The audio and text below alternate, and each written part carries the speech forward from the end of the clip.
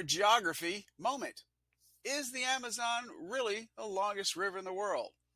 I did a video on this just recently, but as I've found many times, there's more to it than I could just put into a minute. So here we go. Now, when I'm at school, I tell my students that the answer to this question is no, that it is the Nile River. But the Amazon and Nile have been at the center of a centuries-old rivalry over the world's longest title. Now, in the 20th century, consensus gave this title to the Nile. But Brazilian scientists now claim to have traced the Amazon River source to a snow-capped mountain in southern Peru, adding to the Amazon's length by about 176 miles, making it now 65 miles longer than the Nile. This expedition extended, according to the team results, the Amazon's total length to 4,225 miles. The Nile they have down at 4,160 miles. So the debate continues.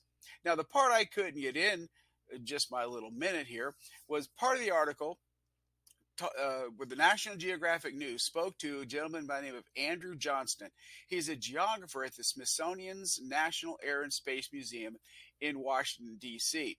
And he told the National Geographic News that determining the length of a river is tricky because scientists have to pinpoint both where the river begins and ends.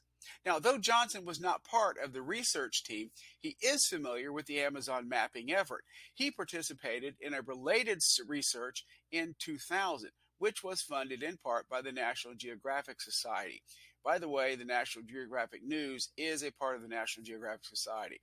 Now, the basic issue, Johnson said the mouth of the Amazon is so wide, it's hard to pick the exact spot at which to choose the end point with that kind of precision.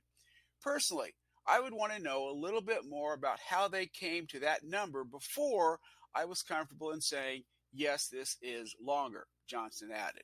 Most sources I look at still list the Nile River as the longest, with the Amazon second.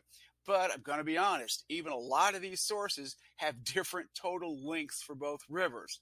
So, for me, I'll stick with the Nile until more research and mapping is done. I've hoped you've enjoyed and maybe learned a little from this geography moment.